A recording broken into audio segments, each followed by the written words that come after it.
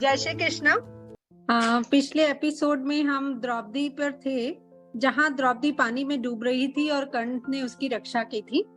द्रौपदी के तप कर लाल पड़े लोहे की तरह चेहरे को देखते ही कर्ण ने हाथ जोड़कर कहा, देवी द्रौपदी, महापापी कर्ण अपने मित्र दुशासन के व्यवहार के लिए शोम प्रकट करता है और क्षमा का प्रार्थी है।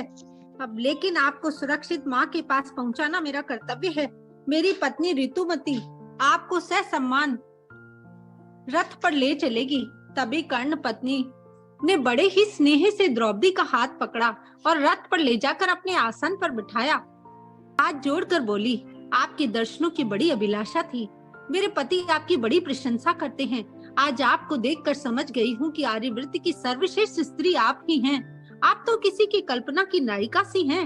मुझे मान है मेरे पति कर्ण पर, जो इतने संयमी हैं कि आपके लिए स्वयंवर सभा में इतने अपमान का विष पीकर भी रक्तपात और संघर्ष पर ना उतरे। वास्तव में उस दिन उनका पौरुष आहत तो हुआ, लेकिन आपको ना पाने से उनके जीवन की हर घटना और हर कार्य नियंत्रित हो गया। पुरुष हर विफलता को सहन कर सकता है, लेकिन नारी के द्वारा उपेक्षा नहीं सहन कर सकता। अतः दिग्विजय पर जाना कर्ण के लिए अपेक्षित ही था। आप तो उनकी प्रेरणा का उत्सव है। मेरे पति के हृदय के प्रत्येक स्पंदन में जो है, उससे कर्ण पत्नी ईर्ष्या नहीं सम्मान करती है। आप मेरी नमस्ते हैं। द्रौपदी का मन अकुला गया। हृदय से ग्लानि हुई। कर्ण के प्रति अन्याय तो हुआ है, जानती हूँ। जन्म पर आदमी का नियंत्रण नहीं है, पर कर्म पर तो नियंत्रण है। अपने अभिशप्त जीवन इतिहास के कारण माँ कुंती के धर्म पुत्र पग पग पर न्याय पाने से वंचित रहे। इससे बड़ा अन्याय क्या होगा। मन में स्नेह है, आदर आया, लेकिन पांडवों के परम शत्रु पर मन पिघल रहा है। बड़ा अजीब मन है ये। और द्रौपदी ने विवेक की चाबुक लगाकर उसे सबक सिखाया। रथ को इंद्रप्रस्थ के राजप्रसाद के आगे लाकर कर्ण ने नम्रता से हाथ जोड़े और बोले, देवी अब विदा दें। मेरा परम सौभाग्य है, इंद्रप्रस्थ की राजरानी के अमूल्य जीवन की रक्षा का अवसर मिला। डर था कि कहीं जल में बहते समय भी यदि आपने मुझे पहचान लिया होता तो सूत पुत्र जानकर मेरी सहायता न ठुकरा देती।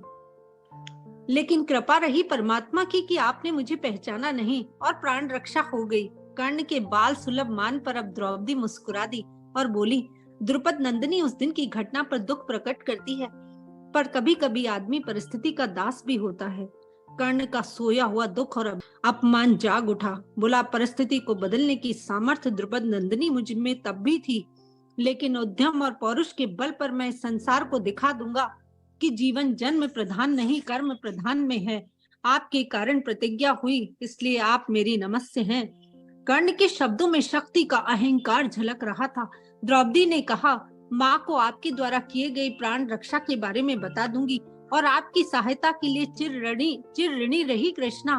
कर्ण ने हंसकर कहा, वास्तव में तो आज मैंने सूत पुत्र का कर्तव्य ही निभाया है, वरना अंग देश का राजा मृग्या को छोड़कर आपको रथ पर बिठाकर राजप्रसाद लाता। और जाते जाते कर्ण जता गए कि उनके हृदय का घाव कितना गहरा है। खैर, समय का चक्र त्वरित गति से चलता रहा और एक दिन इंद्रप्रस्थ के प्रसाद में प्रवेश करते ही लगा कि मानो कोई उत्सव मन रहा है। सुना द्वारकाधीश आए हैं। द्रौपदी का मन उद्यान में फूल खिलने जैसा हो गया। सोचा, पूरे 12 वर्षों में एक दिन भी सखा को याद नहीं किया। यह सोचकर कि कहीं अर्जुन को आवश्यकता हुई तो 11 वर्षों में मन की हर सांस को, हृदय के हर स्पंदन से कृष्ण नाम का ही उच्चारण किया, लेकिन मदद के लिए कभी नहीं पुकारा। प्रणाम निवेदन करने पर कृष्ण ने कहा, कृष्णा, अर्जुन अब द्वारिका में है और कुशल से हैं, अतः तुमसे मिलने में स्वयं आ गया। पर देखता हूँ कि एक तुम्हें विश्वस्त सहेली की आवश्यकता है। कृष्णा ने कहा, लेकिन आपने माया को तो मुझे पहले ही सौंप दिया है। कृष्णा, माया तुम्हारी परिचारिका है, सहेली नहीं। सहेली तो वो हो जो तुम्हारी छाया की तरह तुम्हारे साथ रहे। तुम्हें उसकी आवश्यकता है। कृष्णा ने गदगद भरे स्वर में कहा, सखा, मेरे लिए आप इतना सोचते हैं, यही मन को तृप्त कर गया। वैसे कर्ण की पत्नी ऋतुवती और द्रोणाचार्य की पत्नी हरिता भी मेरी सखी बन गई हैं। कृष्ण मुस्कुरा दिए। न जाने इस रहस्यमयी मोहिनी मुस्कान में क्या छिपा था, सोचने लगी कृष्णा। पर पूरे मन से व्यंजन बनाकर सखा का आतिथ्य किया। द्वारिका में अर्जुन पूरी तरह सुरक्षित हैं। ये वर्ष कृष्णा के उद्यान कुटीर में तपस्विनी सा है। अर्जुन से मधुर मिलन को रोम रोम अधीर है।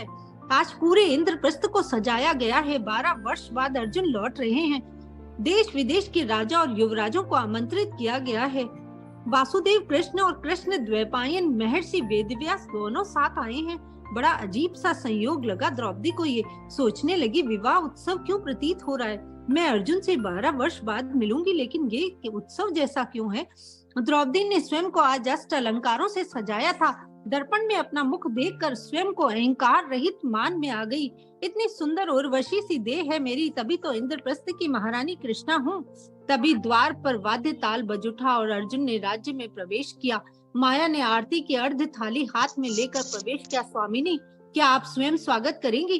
थाली में 2 वरमाला देखकर द्रौपदी ने अचंभित होकर पूछा, फाल्गुनी के साथ दूसरा कौन है। माया ने हंसकर कहा, सौत ही कहिए, दूसरा कोई नहीं, आपके सखा की प्राण प्रिय लाडली बहन सुभद्रा है। ओ, द्रौपदी तो मूर्तिवत हो गई। निशिष्ट सी देह में हुक सी उठी। तो कृष्ण इसलिए सहेली के लिए इंगित कर रहे थे। कृष्ण पर मान हो आया, अपनी बहन को मेरी सौतन बनाने आए थे। माया ने कहा, द्रुपद नंदिनी, सुभद्रा के प्रथम दर्शन में ही अर्जुन उनके प्रेम में पड़ गए और स्वयंवर से पूर्व ही उसका हरण कर लिया, और इसमें सहायता की कृष्ण ने। द्रौपदी ने स्वयं को अपने कक्ष में बंद कर लिया और खोल दिए अपने अष्ट अलंकार। सोचने लगी, रूप से सुभद्रा को पाकर क्या कभी अर्जुन भूले से भी मुझे देखेंगे।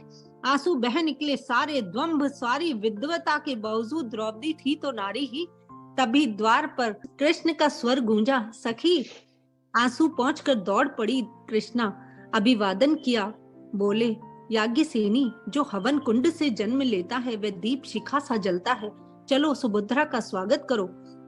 नजरें झुकाकर वंदापन किया तो पुष्प गुच्छ चरणों में समर्पित किए अर्जुन के, तो देखा एक और स्वर्ण मंडित लक्ष्मी जैसे युगम पदम पाद। साक्षात नारायण के साथ लक्ष्मी जैसा संयोग। ये तो मंदिर में लक्ष्मी के चरण जैसे सुंदर और मनोहर हैं। इनसे विरक्त भला कैसे रहूंगी। सुभद्रा के बाल सुलभ सुलोने चेहरे पर स्नेह लुटाने का दिल किया और हृदय से लगा लिया। लुटा दी अपनी ममता का सारा कोष और जीत लिया द्वारकाधीश का मन। जानते थे विशाल हृदया है कृष्णा। तभी गंभीर स्वर में कहा, कृष्णा, भविष्य में पांडवों का जीवन अनेकों झंझावातों से गुजरेगा। यदुवंश का साथ और सामर्थ्य प्राप्त करना आवश्यक था। राजनीति पर है ये विवाह। आश्चर्यचकित रह गई कृष्णा। तभी कृष्ण द्वैपायन ने घोषणा की कि स्वर्गीय पांडु की आत्मा की तृप्ति के लिए युधिष्ठिर को चक्रवर्ती सम्राट बनना होगा। अतः राजस्व यज्ञ आरंभ किया जाएगा और इसी के लिए वेदव्यास स्वयं पधारे हैं। राजस्व यज्ञ में संपूर्ण कौरवों पांडवों को एक राज्य एक मत सम्मिलित होना होगा। द्रौपदी सोचने लगी, युधिष्ठिर के चक्रवर्ती सम्राट बनने पर कौरवों का मन अंगारे सा सुलग उठेगा। कहीं ये चंगारी हमारे संपूर्ण अस्तित्व को ही ना निगल ले। और राजसूय यज्ञ में द्रौपदी युधिष्ठिर के साथ हवन कुंड पर पवित्र मंगल वस्त्र के गठबंधन से बंधकर मंगल स्तोत्रों के साथ यज्ञ संपन्न करवा रही थी कि शिशुपाल ने अग्र पूजा के लिए कृष्ण को स्वीकार किया जानकर अनेकों गालियों से और अपशब्दों से कहना शुरू किया ही था कि कहीं से सुदर्शन चक्र ने आसमान से प्रकट होकर शिशुपाल का शिरोच्छेदन कर दिया और कृष्ण की अंगुली पर तेजी से आके लगा। उसकी तीव्र धार से अंगुली से रक्त की धार बह निकली। रुक्मणी, सत्यभामा और सुभद्रा सभी दौड़ी राजमहल से कोई पुराना वस्त्र लाकर पट्टी बांधने। द्रौपदी ने तुरंत मंगल वस्त्र को चीर डाला और दौड़कर सखा की अंगुली में पट्टी बांध दी। द्रौपदी के स्नेह बंधन में समूचे भीग गए करुणा निधान। जय श्री कृष्णा।